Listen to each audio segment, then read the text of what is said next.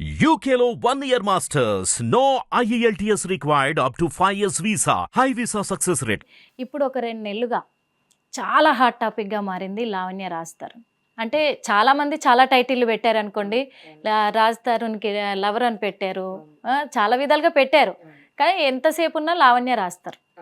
Okay, మరి ఈ లావణ్య రాజ్ తరుణ్ చరిత్రలో ఏం జరిగింది అసలు, ఏంటి అసలు, ఎందుకు ఇన్ని 2 నెలలుగా ఎందుకు సమాధానం దొరకలేకపోతుంది?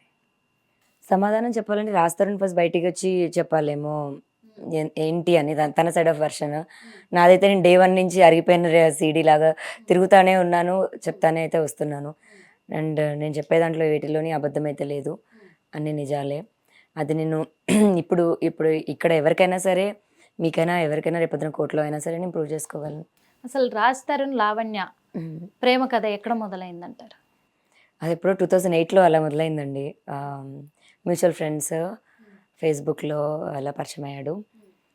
ఫేస్బుక్లో పరిచయం అయ్యాడు. అంటే ఫస్ట్ ఫోన్లో మాట్లాడుకున్న తర్వాత ఫేస్బుక్లో రిక్వెస్ట్ పెట్టి, అంటే నా ఫ్రెండ్ ఆల్రెడీ మాట్లాడుతుంది తనతో. అప్పటికి నేను షార్ట్ ఫిలిమ్స్ ఇదంతా ఇంట్రెస్ట్ అనమాట. తర్వాత ఫేస్బుక్లో రిక్వెస్ట్ పెట్టాక మాట్లాడుకున్నాం. 2010లో 9లోనో 10లోనో వైజాగ్ వెళ్ళాను నేను. 2010 నుంచి రిలేషన్షిప్లో ఉన్నాం. అంటే ఐ లవ్ యూ చెప్పాడు, పెళ్లి చేసుకుంటావా అని అడిగాడు. అప్పటి నుంచి ఫస్ట్ టైం కలిసినప్పుడే పెళ్లి చేసుకుంటావా అని అడిగారు. ఫస్ట్ టైం కలిసినప్పుడే ఇద్దరం, నాకైతే నచ్చాడండి తను. నా అన్న ఫీలింగ్ అయితే వచ్చింది, మరి నాకు ఎందుకు అలా వచ్చిందో తెలీదు. నా అన్న ఫీలింగ్ వచ్చింది, నాకు నచ్చాడు అబ్బాయి.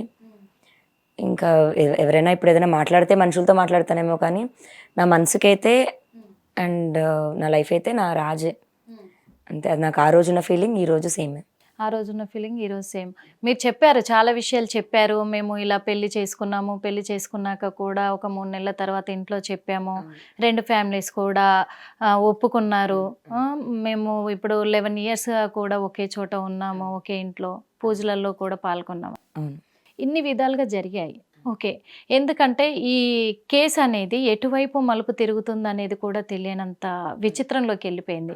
కొత్త వ్యక్తులు కూడా తన తరఫున కావచ్చు, మీ తరఫున కావచ్చు, కొత్త వ్యక్తులు కూడా ఇన్వాల్వ్ అయ్యారు ఈ కేసులో.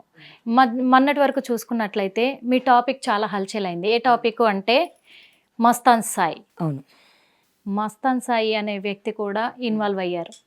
ఆ మస్తాన్ సాయి అనే వ్యక్తి లావణ్య నిజమే డ్రగ్స్ వ్యాపారం చేసింది, డ్రగ్స్ తీసుకుంది, దాదాపు 300 మందిని డ్రగ్స్కి అలవాటు చేసింది, నా దగ్గరికి వచ్చింది, చాలా వచ్చాయి టాపిక్స్, అందరికీ తెలిసిన విషయం ఇదంతా. ఇందులో నిజం లేదంటారు? ఆ 300 మందిలో 3 సరే తీసుకొచ్చి చెప్పానండి. ప్రీతి, ఉదయ్ ఇద్దరు చెప్పారు. అదే వీళ్ళని కాకుండా వీళ్ళు ఆల్రెడీ వచ్చి మాట్లాడి మా లైఫ్లో ఉండి చేసిన వాళ్ళే. ఇప్పుడు 1.5 yearగా నేను ఏం ట్రబుల్ అవుతున్నాను, 1.5 yearగా నా కేసు ఏమవుతుంది అన్న ఈ 5-10 మంది పీపుల్ సరౌండింగ్స్ కాకుండా లావణ్య 32 ఏళ్ళ జీవితం ఉంది కదా. నేను ఎప్పుడు డ్రగ్స్కి అలవాటు పడ్డాను, ఎప్పుడు కొన్నాను, ఎప్పుడు అమ్మాను, వీటన్నిటి కూడా ఊరికి నోట్లోంచి వచ్చేసిందంటే మాట విసిరడం కాదు కదా, ప్రూవ్ చేయాలి. అది మస్తాన్ అయినా అవనివ్వండి, శేఖర్ భాష అవనివ్వండి. శేఖర్ భాష అయితే కూర్చొని అయ్యో అబ్బం శుభం తెలియని ఒక అమ్మాయికి పాలు పోసినట్టు నేను నోట్లో డ్రగ్స్ వేసేసి థమ్స్అప్ పోసానంటే ఇప్పుడు దేనికి పోసాను అంటే బ్లాక్మెయిల్ చేశాను అంటారు. బ్లాక్మెయిల్ దేనికి చేశాను? డబ్బుల కోసం. అంటే మళ్ళీ డబ్బులేం అడగలేదు, ఆమె డబ్బులేం తీసుకోలేదు. మళ్ళీ నేనే చేయాలి వాళ్ళకి. ఎప్పుడైనా అక్క కావాలక్క మనీ అంటే నా దగ్గరే 500 ఉంటే నేను 200 రీఛార్జ్ చేయాలేము, అలాంటి పరిస్థితి. మళ్ళీ వాళ్ళ దగ్గర నేనేం డబ్బులు తీసుకుంటాను, డబ్బులు కాదు అని చెప్పారు. ఎందుకంటే అది ఎవిడెన్స్ చూపెట్టాలి కదా డబ్బులు అయితే.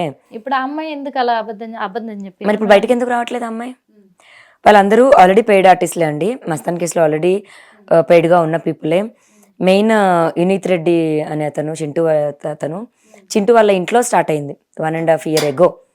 వీళ్ళందరూ ఏకం అవ్వడం, యునీత్ వాళ్ళ ఇంట్లో మీటింగ్స్ పెట్టడం, ఇదంతా లావణ్య మీద దెబ్బతీయడానికి. ఒక తప్పుడు కేసు పెట్టింది అని మస్తాన్ సాయి పైన కేసు ఒకటి అయిందండి. ఓకే, నేను పెట్టాను ఒక 1.5 year లాస్ట్ ఇయర్ మార్చ్లో. అంటే అప్పటికి మరి రాజ్ తరుణ్ లావణ్య ఇష్యూ జరగట్లేదు. మస్తాన్ నాకు అంటే మీకు పాత గొడవలే ఉన్నాయా? అవును. ఓకే, 1.5 year ago నేను March 31st కేసు ఫైల్ చేశాను. కేసు ఫైల్ చేసింది రాజ్కి తెలుసు. రాజ్ సపోర్టివ్గానే ఉన్నాడు. రాజే లాయర్ని మాట్లాడడం, డబ్బులు పంపించడం. గుంటూరు విషయం. ఓకే, ఆ రోజు మరి పెట్టినప్పుడు ఉన్న మనిషి ఈ రోజు ఎందుకు సడన్గా తనకు ప్రాబ్లం అయింది? నేనేదో తెలియకుండా రాజ్కి తెలియకుండా వెనకాల చేసేసి ఈరోజు రాజ్కి తెలిసింది కాబట్టి వదిలేయడం, ఇలాంటివన్నీ అబద్ధం. ఇవన్నీ రాజ్ తరుణ్కి తెలుసా అప్పుడు? అన్నీ తెలుసు, అన్నీ. అసలు మస్తాన్ సాయి ఎవరు అనేది రాజ్ తరుణ్కి తెలుసా? నాకు రాజ్ తరుణ్కి మస్తాన్ సాయి ఒకే రోజు పరిచయం. ఓకే. ఒకే రోజు పరిచయం. ఇనీత్ రెడ్డి అనే అతను తీసుకొచ్చి పరిచయం చేశాడు. ఇనీత్ రెడ్డి వాళ్ళ వైఫ్ మా ఇంట్లో ఉండింది. సో తను నన్ను అడిగాడు. నేను బేసిక్గా అతను నాకు 2014లో అలా పరిచయం ఇనీత్ రెడ్డి. ఒక షార్ట్ ఫిలిం చేశాము. దాని తర్వాత మళ్ళీ ఏమి టచ్లో లేము. ఒక 6-7 ఇయర్స్ ఏం మళ్ళీ కలవలేదు. కోవిడ్ లాక్డౌన్ టైంలో మళ్ళీ పాత ఫ్రెండ్స్ అందరు టచ్లోకి వస్తున్నారు కదా, అలా టచ్లోకి వచ్చాడు. నేను లాక్డౌన్లో ఒక ప్లేస్లో స్టక్ అయ్యాను. నాకు అకామిడేషన్ కావాలి, ఏమైనా హెల్ప్ చేయగలవా అని అడిగితే ఒక 1 వీక్ 10 డేస్ వేరే ప్లేస్లో ఉన్నాను. నాకు అలా అకామిడేషన్ హెల్ప్ చేశాడు వినీత్ రెడ్డి. తిరిగి తను నన్ను అలాగే అడిగాడు హెల్ప్. ఈసారి నా గర్ల్ ఫ్రెండ్కి కావాలి, అప్పుడు ఇంకా అతను పెళ్లి చేసుకోలేదు. అతనికి నా గర్ల్ ఫ్రెండ్ ఇలా ప్రెగ్నెంట్ ఉంది, మీ ఇంట్లో ఉండొచ్చా? తను ఇలాంటి టైంలో హాస్పిటల్లో ఉండడం కరెక్ట్, హాస్టల్లో ఎక్కడ ఉండడం కరెక్ట్ కాదు, నేను ఫ్లాట్ తీసుకుందాం అనుకుంటున్నాను, ఈలోపు మీ ఇంట్లో ఉండొచ్చా ఒక 1 వీక్ అని. సో 1 వీక్ కాస్త 3-4 months అయింది. తను ఒక్కతే ఉంది మా ఇంట్లో, నేనే ఉన్నాను, నేనే చూసుకున్నాను. ఇనీత్ రెడ్డి ఒక 4 monthsకి ఇంకా తర్వాత మళ్ళీ అమ్మాయిని తీసుకెళ్ళిపోవడానికి వచ్చినప్పుడు అలా రాజ్కి పరిచయం అయ్యాడు. మా ఇంట్లో ఒక 1 month వరకు ఉన్నాడు. వాళ్ళిద్దరు పెళ్లి కాలేదన్నారు కదా, అంటే ఒక చిన్న విషయం ఇక్కడ, రాజ్ తరుణ్ ఒక ఇండస్ట్రీలో ఒక హీరోగా అప్పటికే తను ఒక ఫేమ్ లో ఉన్నారు. అలాంటప్పుడు ఇలా వీళ్ళు లివింగ్ లిరేషన్ లో ఉన్నారు కదా, వీళ్ళు ఉన్నప్పుడు ఒక అమ్మాయిని ప్రెగ్నెంట్ గా తీసుకురావడం అనేది అది కరెక్ట్ కాదని చెప్పలేకపోయారా? సపోర్టే చేస్తాం కదండి. ఇప్పుడు ప్రెగ్నెంట్ అంటే మనం ఏమైనా అబార్షన్ చేయించాలా? లైఫ్ వస్తుంది అంటే హ్యాపీయే కదా ఎవరికైనా సరే. అంటే పెళ్లి చేసుకోవాలి కదా వాళ్ళు, మరి పెళ్లి అదే లవ్ మ్యారేజ్ ఏదో చేసుకున్నారు అనుకుంటా. సో యాక్చువల్లీ తనకి 2 wives. ఫస్ట్ వైఫ్ ఏమో గుంటూరులో ఉంటుంది, దీని సెకండ్ వైఫ్. సో ఇల్లీగల్గా మ్యారేజ్ చేసుకోవడం అయితే చేసుకున్నారు. సో గర్ల్ ఫ్రెండ్ అని అంటారు కదా, బికాస్ ఫస్ట్ వైఫ్ ఊరుకోకపోవచ్చు. బట్ పెళ్ళి అయితే గుడిలో అయితే చేసుకున్నారు. ఇంకా ఇప్పుడు బాబు పుట్టాడు. సో సెకండ్ వైఫ్ అని చెప్పొచ్చు, మనం గర్ల్ ఫ్రెండ్ అని చెప్పొచ్చు. But couple is a couple కాబట్టి. ఓకే, ఇప్పుడు అదంతా బాగానే ఉంది. అప్పుడు సో అప్పుడు ఇనీత్ రెడ్డి, నా ఫ్రెండ్ ఒక అతను వస్తున్నాడు, హౌస్ కోసం చూస్తున్నాడు, మన కమిటీలో ఖాళీ ఏమైనా ఉన్నాయా అని అడిగాడు. ఉన్నాయి అని చెప్పాను. మేనేజర్ నంబర్ ఇచ్చాను నేను. వచ్చాడంట, తను చూశాడంట, తను వచ్చి ఇల్లు చూశాడంట, ఒకసారి ఇంటికి పిలవనా అన్నాడు. నేను రాస్తారని కూడా ఇంట్లోనే ఉన్నాం, యాషోర్ పిలువు అన్నాను.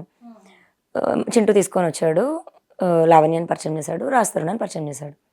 అలా నాకు తెలుసు, పరిచయం అయ్యాడు. 2022 సెప్టెంబర్ అక్టోబర్ ఆ టైంలో.